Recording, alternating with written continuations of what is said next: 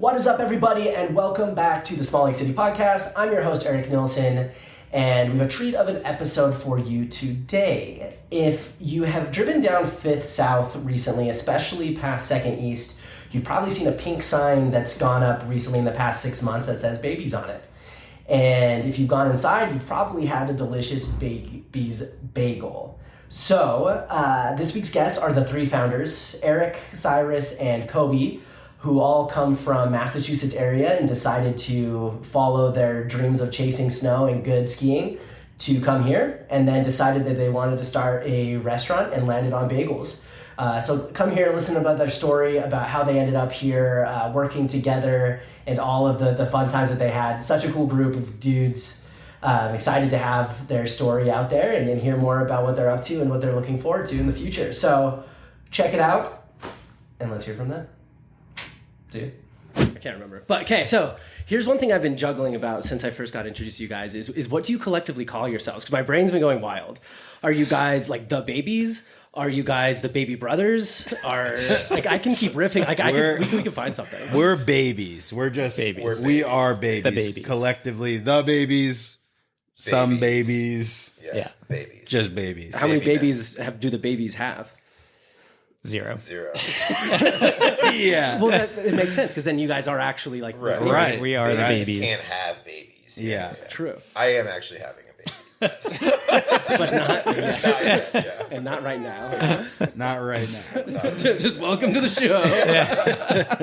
Surprise guest. Oh man, no, that's so cool. Like I was telling you guys, like when I drive to Edison House, which I at least go every day to go to the gym in the morning, I drive by Baby's Bagel because I'm always going down 5th South, and the first I was like because that kind of like collection of restaurants has had like there's like a couple things that have stayed like Taco, but then everything else has kind of been like turned over. So like, and again, you see bright pink staring at you, you're like, what's going on over there?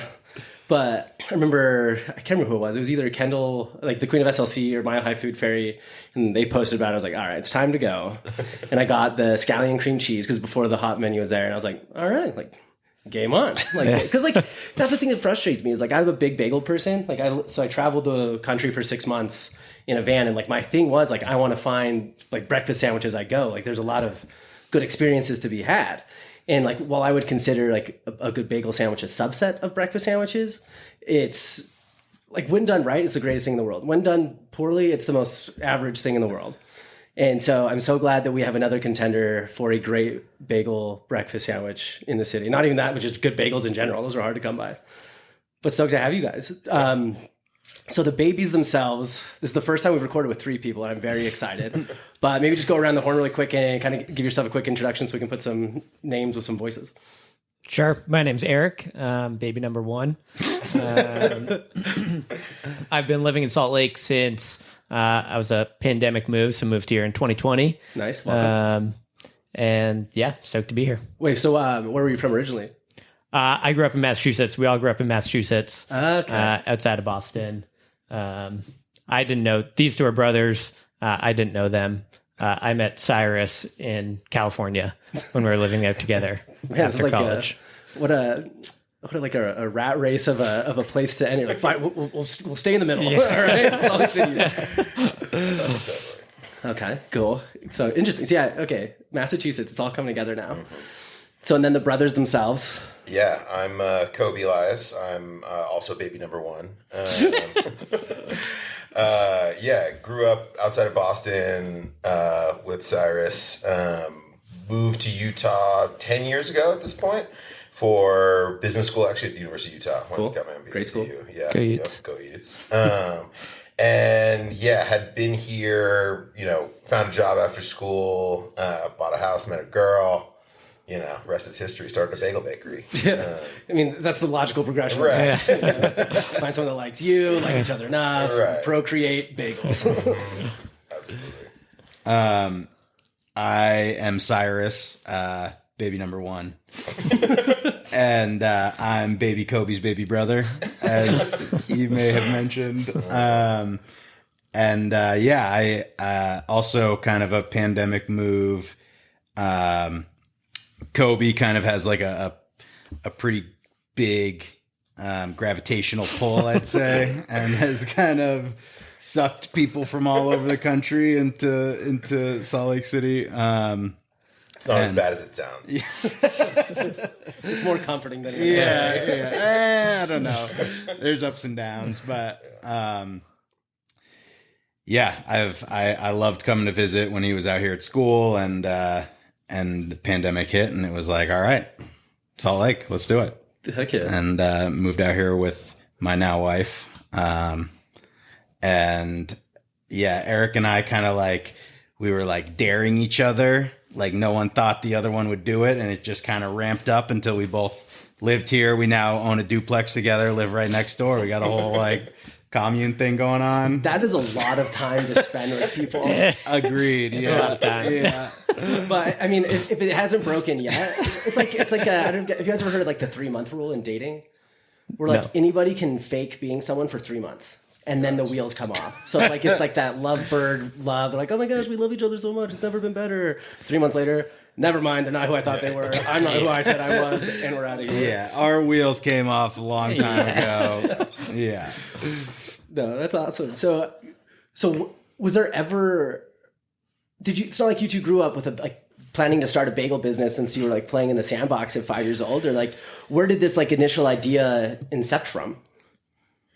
I think actually Eric kicked it off. He was the one who actually, I mean, we had been kicking around kind of food business ideas, sort of partially joking for, years and years.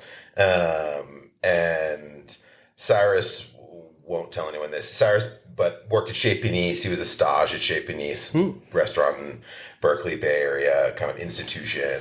So he's been involved with food. Me and Eric are, enthusiastic fans of food, but had never worked in it professionally. I can throw my hat in that as well. Yeah, exactly.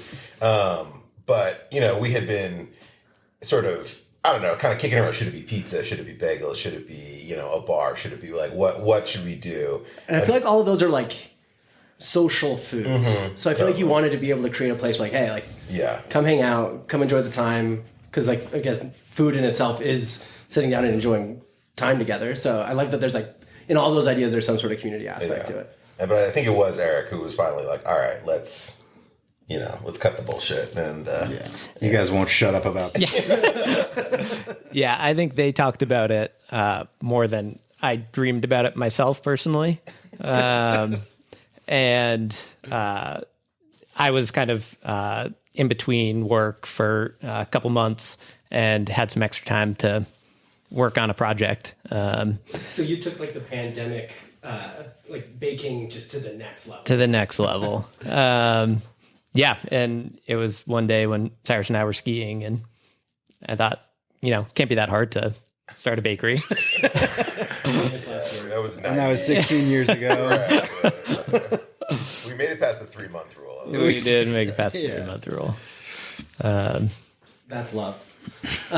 So it's like you're wrestling this idea, you have this hobby, and so I guess okay, so I'm trying to put this together so you guys are friends for a long time, he moves out, you join him, and then this idea starts. And so did you bring the idea to them? It's like, hey, I think I finally figured out the food idea, I know what it's going to be, or was it still just kind of calamity of getting kind of this all started? So I think the like two ideas that we were debating between was pizza and bagels. And ultimately decided to go the bagel route, thinking that it was a little bit easier to start. You don't need to like serve it immediately. Bagels can kind of be picked up from a kitchen. So who is team bagel and who is team pizza at the beginning? Or does it just depend on the day? I think ultimately, hopefully we don't have to choose in the long term, but, yeah, I think bagels are still a step towards pizza. Yeah. One main ingredient. Shots fired. But at least you got something off the ground. Like most people will sit there and hum and haw about it, and next thing you know, it's like not gonna happen. Yeah, it's hard to serve pizzas out of a commissary kitchen. Can be done, but bagels were kind of the we didn't need a restaurant to start baking bagels. Yeah.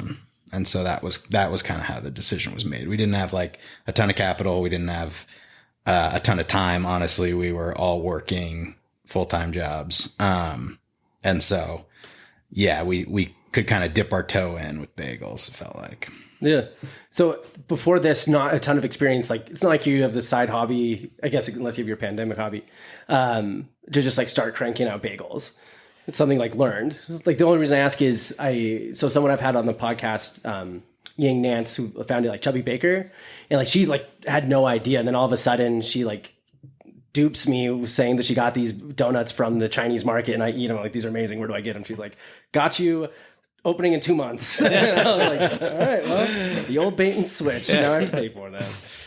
So I was curious if it was one of those where it's you're learning so much, but I mean, it sounds like there's enough food experience and food passion that you could get through it.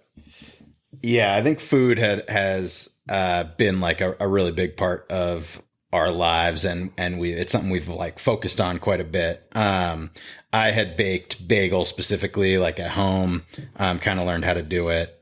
And I think we kind of just like took that passion and like figured it out like over many iterations, many different recipes, like kind of we knew sort of what we were heading towards. We didn't quite know how to get there, but as we kind of baked them more and more, we learned a lot about.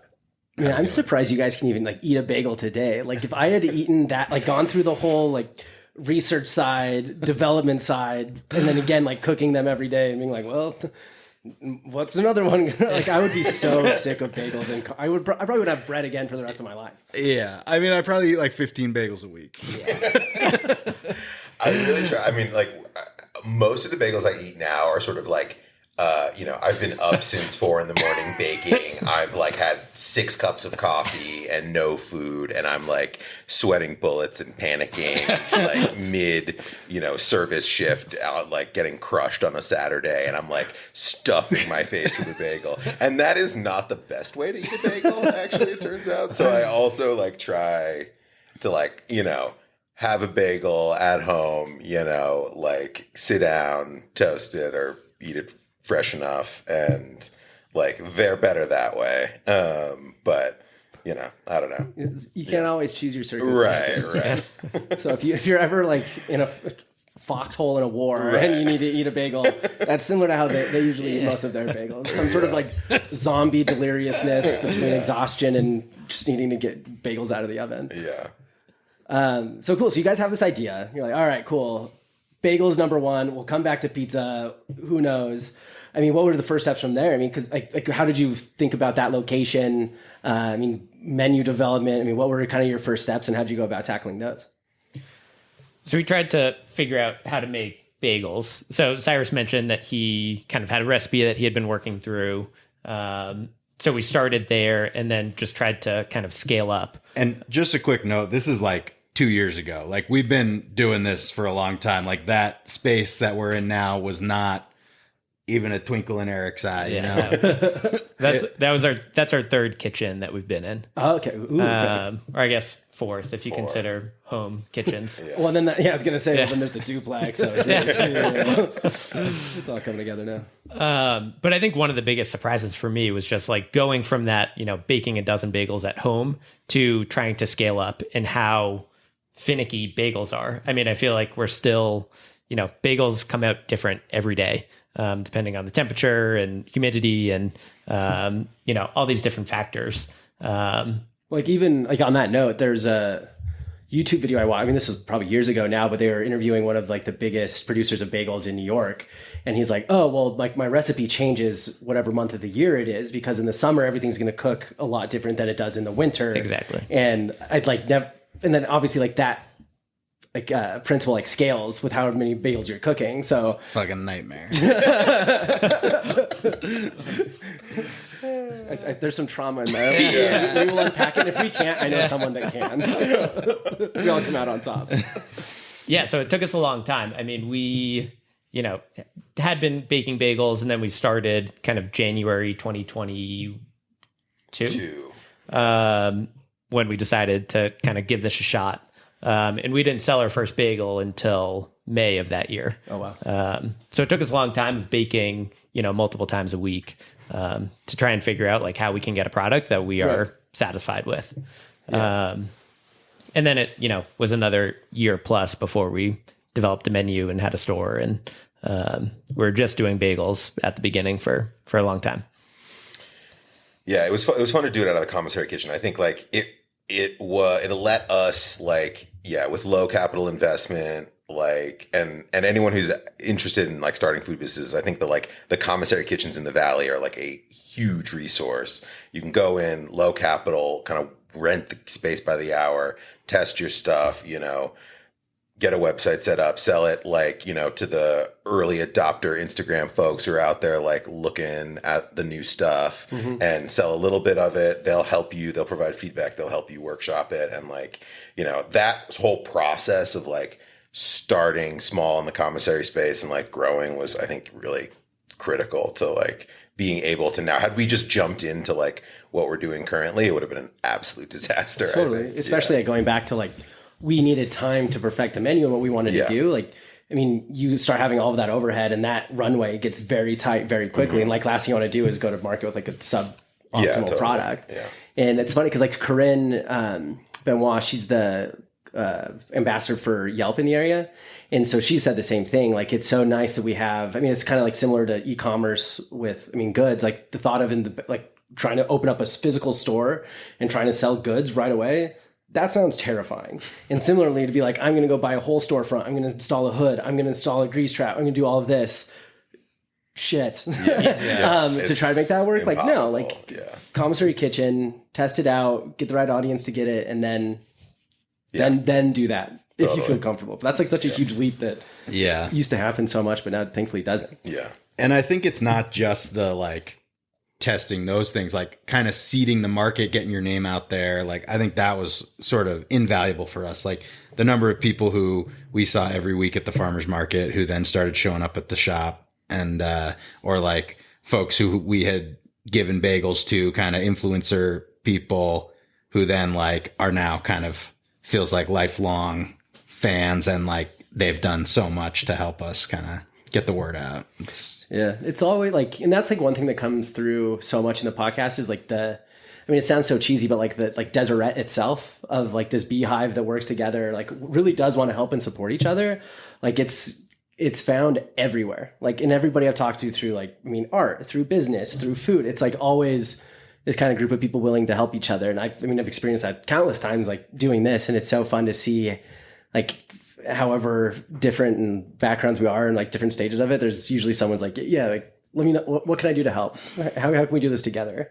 And so it's fun that you had, and especially like going through that growth phase where like, hey, we're at the farmer's market, we're like, please like take a bagel, to then now it's, I remember the first time I saw online, that was like my like last straw. I was like, all right. Just the most like millennial thing to say. Like, I won't get something until I have to wait for it. And then I'll go wait for it. And then I'll complain about waiting. Like, what is my life? But no, that's such a cool way to see it, and especially see, like, to your point, like the repeat people come through, the relationships start to form. Because that's what I'd imagine. I've never opened up a food and beverage business, but to see those people come through, those relationships that smile every time, especially like such a good food, and like something that you validated through your own process of what you think your like the best bagel is. Totally. To see that like other people be like, you're right, this is the best bagel. Like, thank you. Yeah, that community part that you mentioned, I think, was absolutely critical. Like Arlo, or Milo, the guy who runs Arlo, was so generous to us. He let us come in for 3 weekends in, what was it, March 23? Was that? Yeah, last year. Yeah. Feels like a while ago. But he let us like come in, sort of workshop the first like prepared food, right? Like the first kind of egg sandwich, like lox sandwich that you get from Babies. And sort of just take over his kitchen. Like, it's a beautiful kitchen. It's a beautiful space. We were, pretty rookie, and he like essentially handed us the keys. I feel glad we didn't break anything. I know I would have. Yeah. Hey, we probably did. He probably. He's so nice. He probably just didn't tell us. You know that industrial mixture? I'm pretty sure that was snapped before, and that dough in there is not from bagels. Gotta go buy. So he and that, I think, helped us kind of like you mentioned, like menu prep and workshopping. Like, that helped us sort of like get a sense of like what type of work this would be to actually like have a full service bagel shop, and like what we would want on the menu. And Yeah, and it really gave me a great sense of community and like having, other folks who are successful like food business entrepreneurs in the city who can like we can go to for, help and resources. It feels, I don't know, I haven't started a food business in another city, but it feels like particularly, unique to Salt Lake maybe. Definitely. I haven't started a food business in another city either, but I've been around folks who have, and yeah, the community aspect of what we've seen is like feels so unique. It's just not how it would go in another place. Like Totally. Yeah. Everyone we talk to is just like, hell yeah, this is awesome. Like, they give us advice, they give us their time. It's like, it's amazing. I'm always envious of like really short feedback cycles. Like if someone, like for example, someone could literally look in the eyes, order a sandwich, you could turn around, hand it to them, they could take a bite, be like, that's the best breakfast sandwich I've had in my life. And be like, oh, I think so too. Like, and they can walk away. Whereas like so many other things people do, it's like, oh, well, I'll never know what they said or how they feel. And then you see them keep coming back, and that's so funny. And I'm jealous of that. Like that's one like thing I've always wanted to do about like starting my own like food and bev business, being like, oh, I can see how this makes you happy today. Because I know every time, like I have the worst poker face for good and for bad. But if someone like gives me something to like if I were to give myself a plate of food, I would see my own smile because I'm always excited to eat. So I'm glad that you guys get to have that experience. And so, okay, so you go from, you have this idea, you create this, at least like this V1, you go workshop it at Arlo, you're starting to go on, apps and talk to people and get feedback.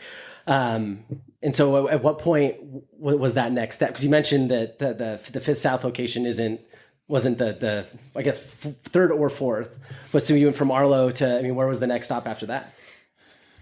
We weren't even counting Arlo. Yeah. I didn't think so, but okay. Yeah. So there's a quick detour.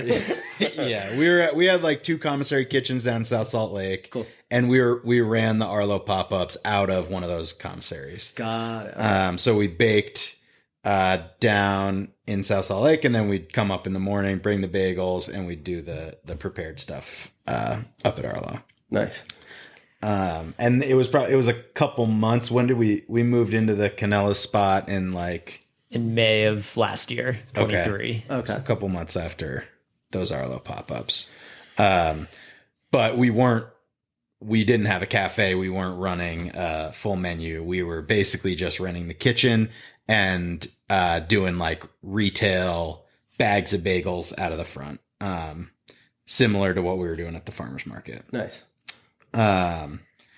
And yeah, in the last, like, what was it? Probably around September, October was when we sort of started talking about like, hey, we could be here for a little longer and figure out how to turn this into like more of a proper bagel shop. Yeah.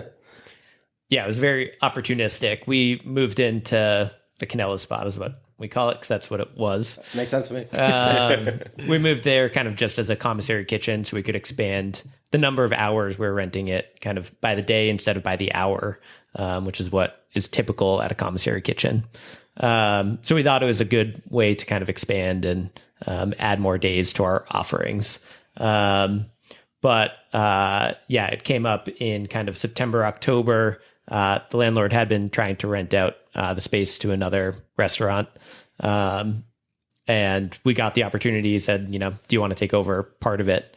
And we, thought, why not? We can give it a shot. So that was probably late September that happened. Okay. And that gave us like 5 weeks to build out a bagel shop. It was chaos. It was a disaster. That sounds like chaos. It was horrible. It sounds like a reality TV show. Right. It You found your perfect honestly, space, yeah. but you have 5 weeks to open. Yeah. It was crazy. That was a wild 5 weeks. And then the next 5 weeks weren't any better. Yeah. And then we had to run a bagel shop. We when we were like, so we like shut down. We stopped baking for about a month and renovated the space to like what you see in there now. And at the end we were like, had sort of finished this, like it felt like a sprint, it was finally looking good and done. And we were like, now we have to run a bagel shop. It's like digging your own grave. Yeah, how do we do that? We also we hired an electrician, I think. Yeah. And Yep. like we did everything ourselves. We have no fucking idea how to do any of it, but we like figured it out. Guys can watch this YouTube video again. Exactly. Make sure I'm doing this right. Yeah, Koby crushed the tile on that point of sale counter. But not literally. No, I mean There were some crushed eyes. yeah. But it was fun. We learned a lot for sure. A lot of hours in that space. Oh, I bet. I mean, but like such a fun way to like bring you guys together and like continue this project. I mean, unless it just like ends in a fist fight every night and, like, and some sort of ER or Instacare visit, but like also just makes it so much more meaningful. Because like, yeah, if you got, I mean, investor money and then you invest it into it and then you just come by every week to make sure things aren't like stagnant. Like that's such a different experience. Yeah, I don't know how that's possible. I mean, I'm sure people do it and maybe do it well, but it just like, I don't know. How do you like give a shit about the business? Then I don't know. Maybe it's different. It's like it's a franchise or something, and you're just like producing someone else's food. But that's, I don't know. Yeah, that wasn't what we wanted to do, and I don't think we could do a good job of that. I think it's like being invested and excited about it makes it like really easy to spend a ton of time working on it, Totally. Yeah. And I think you see that in the customers too. Like you see that people are showing up, they're excited. They can tell that like your heart's in it. And, I don't know. I think there's a lot of restaurants out there that don't have that relationship with the owners and with the employees. And I think people could tell. For sure. Like I always love that. I mean, at the end of the day, it like boils down to authenticity, and anybody can be inauthentic, but I feel like people in general, but even more so like recently, like people want an authentic experience. Like I don't want to go to like an Italian restaurant that tastes like someone's just like dishing out ragu, like and in the back, like I want, I mean, me and Matteo talked about it a ton. It's like, there's like to be able to have like that extra angle, but like also that care and like really being a steward over the food and the experience you provide, instead of just saying like, yeah, here's your like just chain thing, ordered off the menu, heated up in a microwave, ready to go. And I hate my job and I hate my life. Like, like not saying that no one can be happy doing a job like that, but I couldn't. And I'd rather have an authentic place where people feel welcome and want to come back, instead of like this almost like hospital experience that I don't want to go back to. So then this might be backtracking a little bit, but where did the name Babies come from? Well,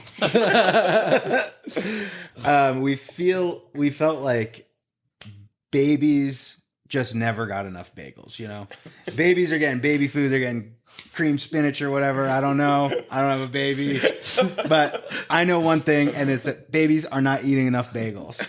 And so that is our, that was our raison d'etre, I guess is the word. Wow. Don't let that word out. Not fact check. Just be impressed, gasp, and move on. I don't. We are babies. We are. That's another. I think what we're circling around is we don't have a great origin story for the name Babies Bagels. We can workshop it. It was pink. It looks good. It's alliterative. It's stuck early on. Because like I remember when I first saw it, I was like, this has got to be like two girls and like Canva. But then I'm like, oh no, this is way better. Because we are not. Yeah, we started with the logo, and then we were like, all right, what fits? Well, now I just picture you starting with the logo back in like 2020 when you moved. You're like, listen, I drew this logo on the flight here. It's got something. I'm just thinking bagels or pizza. And then we landed on bagels. But, yeah, that's closer to how the name came about. Everybody loves a good story. But I mean, like, what kind of like surprises have come along the way? Because I'm sure it wasn't all just like smooth sailing and coasting the entire way. I mean, what were some of the biggest things that came up during the whole process? Honestly, I don't have like, I can't think of like an event that. I mean, there's all sorts of hurdles and challenges, but like when I think back, it's just like the feeling of like raw grinding, like working as hard as you possibly can for as long as you possibly can, and like just not stopping, like that. Yeah, things crop up. There's 3 of us. Usually one of us has an idea of how to handle it. Just take it, and take it's it, just like a problem. Yeah, it's just like, all right, let's go. Like, not looking back, not trying to like hem and haw, but just like keeping each other moving and keeping it going has kind of been, I don't know. Yeah. I retract what I said at the beginning of opening a bagel shop wouldn't be hard. It is hard. I do feel like the beginning especially was really hard.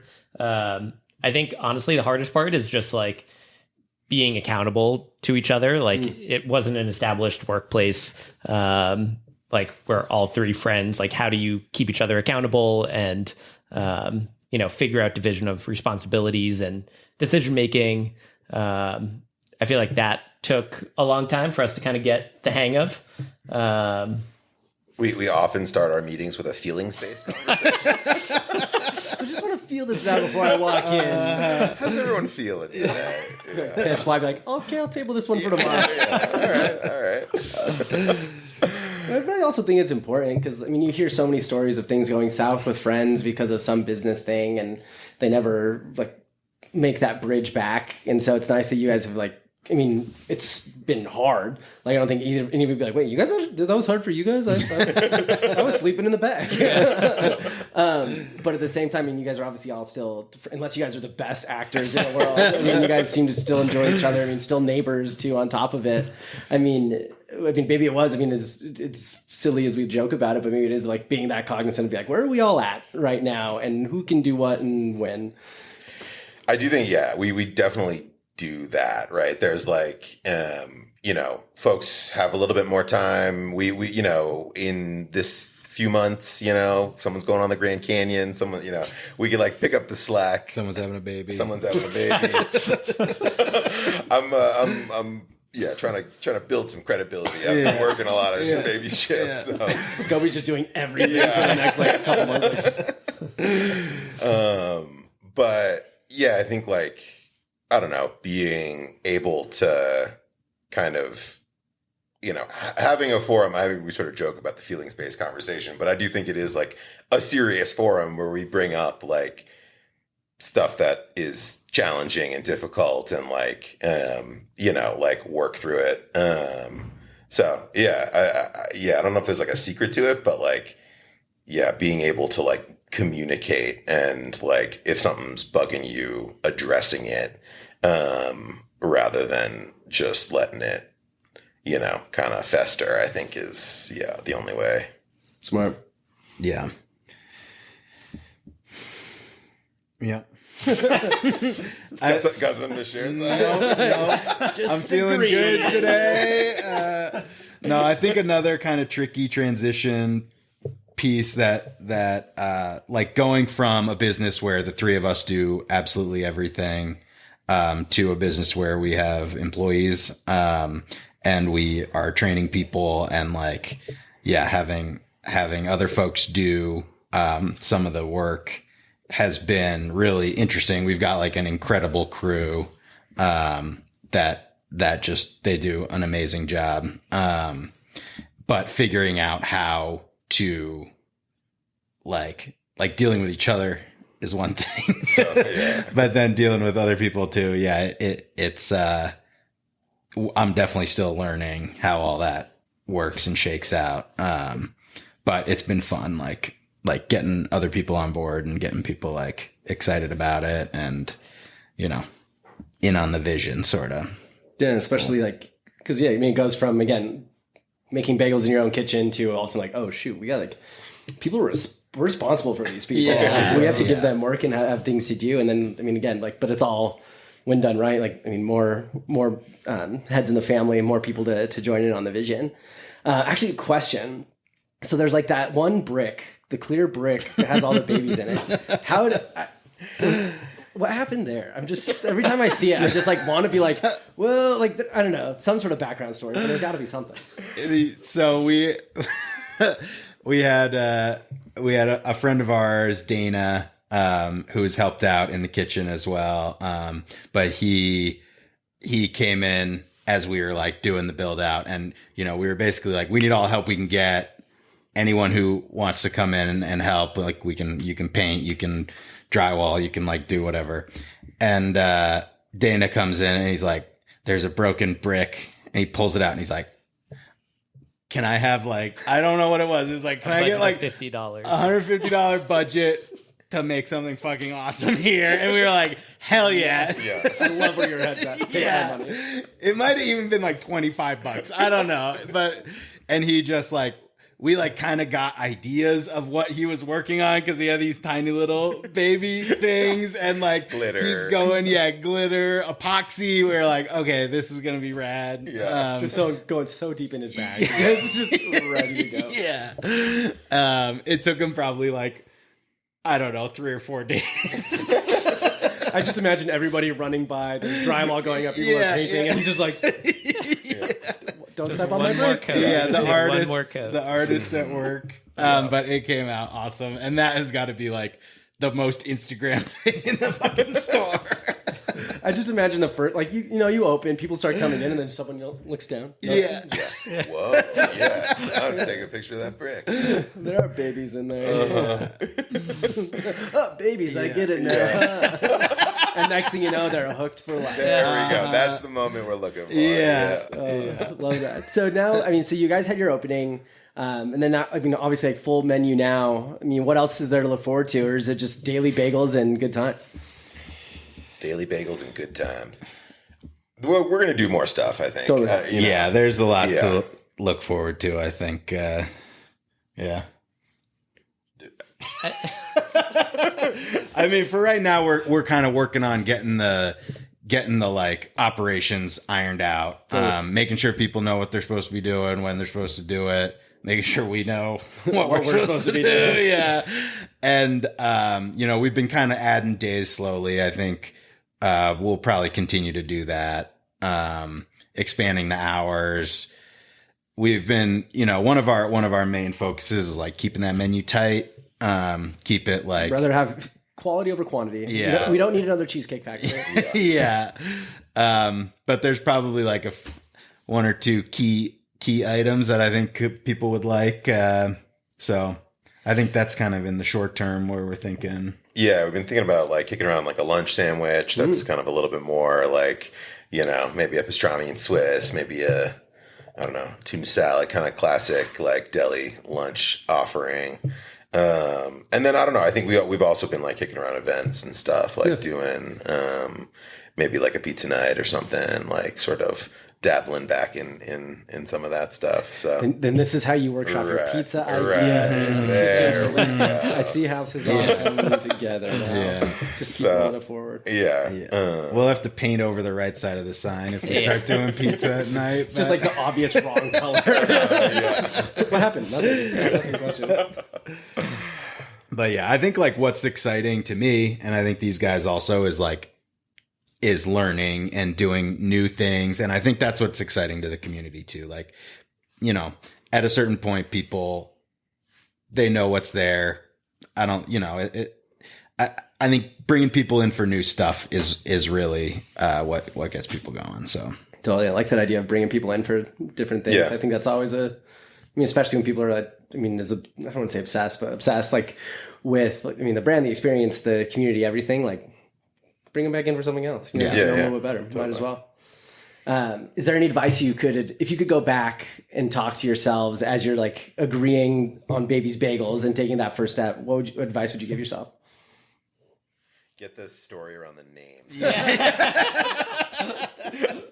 Make something up. Yeah. Anything. Make it up and stick with it. No. I don't know. I don't know.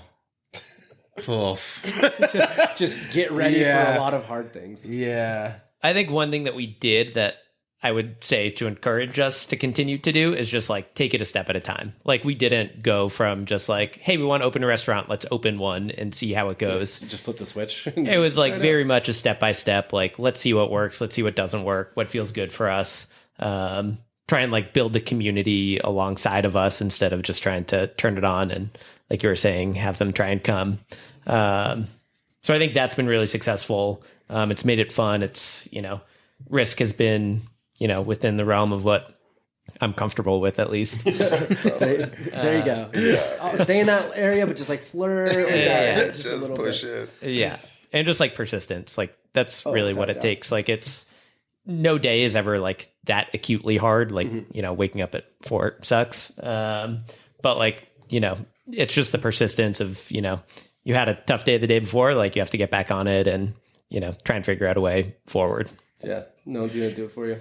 Yeah. And sort of building on that, like it looks, I think also like, I think a lot of people, particularly coming to babies, they like sort of consume food stuff on Instagram, and it's like, it's sort of, it's highlight reel a little bit. And like, I don't know, I really oscillate in babies between like, existential dread when we have a slow day that like, oh my God, this is going to fail. Like, what have we done? And like elation. Well, there is a narrow band where if we're feeling good, like, and then we get too busy and then it sort of tips into chaos again. So there's this like thin little middle zone where it's like humming along at a good place. But, yeah, I don't know. Like it is sort of hard to like check your like emotions, like but I do think like sort of staying the course and like, if you trust yourself, you trust like that the products are good, like even in a slow moment, like whatever you have like it'll come back around and like over the longer term will like even out. And, I think that has like, it hasn't been all like rosy and super successful at babies. Like there are moments where like, if you look at like sort of at the macro, it does like look like that. But like, the day to day, there are days that feel like, you've gotten like kicked, and just like sort of being able to sort of weather that and like keep going, has been useful, I think. Yeah. I feel very similar emotions like podcasts. Some days I'm like, what am I doing? No one's listening. And then they say like, I am on top of the world. No one can take me down. It's like such humbling cycle at the end. Cause like, then you have enough of those as you're like, okay, like I know there's going to be good days and bad days, but like trajectory, where are we looking here? And that can be, you're leaving with a lot. I know there's one, actually I'm curious about this one too. So I know that like there's one name that always is like tagged along to babies a lot, and it's Lady Flower. And how did that partnership come to be? Where did we first encounter Becca? It was a fundraiser that Becca put together a fundraiser in, what was it, 2023 probably? Post row. Yeah, Dobbs after Dobbs for the Utah Abortion Fund. Yeah. And it was, where was it at? It was at Hello Bulk. Yeah. And so she organized this. She invited a bunch of local bakers to kind of do like a bake sale sort of thing. And we were a part of it. And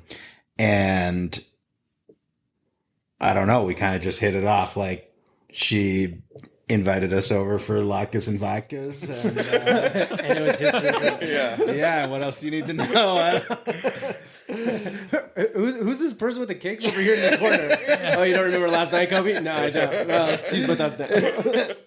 Yeah, and I think it's been really great having Becca around, like having her perspective. She's an incredible baker, and she's like definitely got a little bit of a different perspective on things than we do, and it's good to get that checked. Yeah, sometimes. Yeah. She made my wedding cake, actually. Yeah. Sounds appropriate. I can't help but hope and wonder if this is some sort of like off-brand It's Always Sunny in Philadelphia. And part of me just wants it to be that way. I'll just come film every day and we'll just crank out episodes. Just come into the bakery. Bring your setup. We'll give it a shot. Yeah, why not? You just see me in the corner just taking notes. It does feel like that. Becca usually stirs up a lot of controversy around the kitchen. Sounds like something D would do. Very D. Yeah. Who's Charlie? I don't want to. We just need your dad to show up, and it's just this Danny DeVito. Our dad, honestly, our dad has worked a couple shifts. Yeah. And by the end of it, sometimes he does look a little bit like Danny DeVito. like a little Frank energy. You know? Oh, if there was, oh my, Sorry, if there was Dad. like a, yeah. she goes, what the hell? You guys get one chance to talk on a podcast. You post. Not Danny DeVito. He's a hard worker. But Yeah. he does get sweaty. I feel like, why are these bagels not cooking right? It's almost like it's too humid in here. I don't know, guys. Crazy. White. Yeah. I mean, when you guys aren't at Babies at the Canella spot cranking out dough and bagels, what else do you guys like to do in your spare time, or what keeps you here in Utah? Skiing brought me to Utah originally. Well, skiing and business school. The combo was really. But you came here to business school, Yeah. so You can go to business school a lot of places. Yeah. You know, you can't ski the ski Wasatch. anymore. Yeah, in a lot of places. So, yeah, that's a hobby for sure. Yeah. Baking. Baking, yeah. Wintertime, I definitely spend a lot of time skiing. just throw up a sign in like November, be like, hey, I know you guys like our bagels, but we got other things to do. Yeah. And then I think I'm gonna have a baby, so it might be a while. Just don't hold your breath. Yeah, I think for me, it was the outdoors that brought me, or that was like initially attractive. I think like what keeps me here, like I feel the most grounded here out of any place that I've been. I think because of the community that we've been able to build through especially the other small food businesses. Oh my God. This dude got the questions ahead of time. That's bullshit. You also got the questions ahead of time. Touche. Yeah. Okay. Uno reverse card. So that feels really good to me. And also just like quality of life here does feel pretty high. Yeah. Living in California before, not to be a California basher, there's lots of great things about California, food, people, etc. But just like the proximity of like getting to people, biking around super easy here. It just feels like, a nice quality of life. Yeah. Yeah. Agreed. Good answer. Ditto. No, thanks. I mean, so excited. I'm going to Babies tomorrow. I was going to go today, but then Sunday night was a little too hard of a Monday morning. But We're we close made it. tomorrow, but I'll be there. Yeah. You can come shake some bagels. I'll just come make bagels with you guys. Yeah, come on. No, it sounds good. No, so I guess two questions that I always end with on every podcast. First being, if you could have someone on the podcast to hear about their story, who would you want to hear from? Well, Anyone who has a cool story, anybody who's doing something cool you admire, building communities. I would be interested in hearing like Viet Pham. He ran Forage, which was like, I think, kind of premier fine dining restaurant in Salt Lake City for a long time. Now he's doing Pretty Bird. He's been on like, Food Channel stuff. I'd be interested to kind of hear. I'm curious like why he got out of Forage. It was a great restaurant. I'd be curious kind of to hear that story. I don't know who else. I hope you haven't had her yet, but Shireen Gorbani. I haven't, no. Big fan. Just seems like, obviously very involved in kind of local politics and, issues that are important. But also just seems like very grounded, like been a big supporter of Babies. Really great, like seeing her big smiling face coming in. So I don't know much about her background, but I think that would be a good. Oh yeah, no, I keep seeing and hearing more about her and stuff she's doing. So good person to get some perspective on. You got to wait while we think of somebody. You got the question beforehand.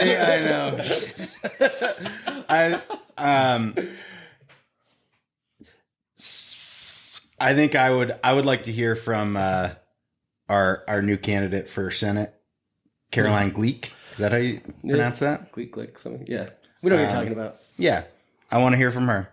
Cool. See what she's all about. She seems pretty cool, and I'd like to. Yeah, she's got a good voice. I'm excited. Yeah. And I heard she's like a great person. So, Yeah. So, And like Democrats got to run. You can't be. just You can't just not run anyone because you're not going to win. I don't know. Yeah. Yeah, totally. Yeah, it's always good to get fresh perspective, fresh blood, especially someone who enjoys the things that we all enjoy and wants to protect the things that we enjoy. Like, I mean, Totally. it's like you said, I mean, you brought here because of skiing, which was the first domino to fall of this all. And then to not have someone who's like, hey, like, we need to like protect this and like keep it or else bad things are going to happen. And there's not going to be more people who move here because they can't. So I think that's a good one. Good job. You came through. Thank you. Got it. And then lastly, the second question is, if people want to find out about babies or find Baby Bagels itself, where can they go? Probably our Instagram's the best spot, at Bees Bagels. Also our website. Babies.bagels. Babies.bagels. Yeah. Babies.bagels. There's a lot of scammy Instagram accounts out there, so be careful, folks. Our shop. Our shop is a good one. Go there before Instagram. Yeah, just come down. We're at 204 South 500. No, 204 East 500 South. They just go to the wrong The whole Canella spot. You know where it They is. said it was here. Juniors. I think it was Juniors. Once upon a time. Yeah. Go through the whole history. The generational name. It's a cool spot though. We've got great neighbors. Taco, Fountain Records. It's like it's turning into a sweet little block there. And, go grab a bagel, go look at some records, go grab some tacos on the way out, take them home. Yeah. I don't hate it at all. Yeah. Well, awesome. Well, thanks, guys. So fun to hear about more of the Babies Bagels, get to know you guys and the face behind it. If you ever need a delicious bagel sandwich, you know where to go. Babies are the place to go. So thanks, guys. So excited to see what else is coming up with it. But yeah, more breakfast sandwiches to come. Woo. Thanks for having us. Yeah, Thank you. Oh. Yeah, now.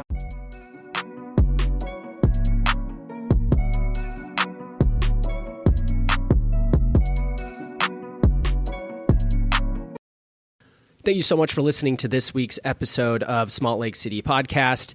Don't forget to like, follow, review, subscribe, and share this episode with your friends. And we'll catch you next week. We'll see you there.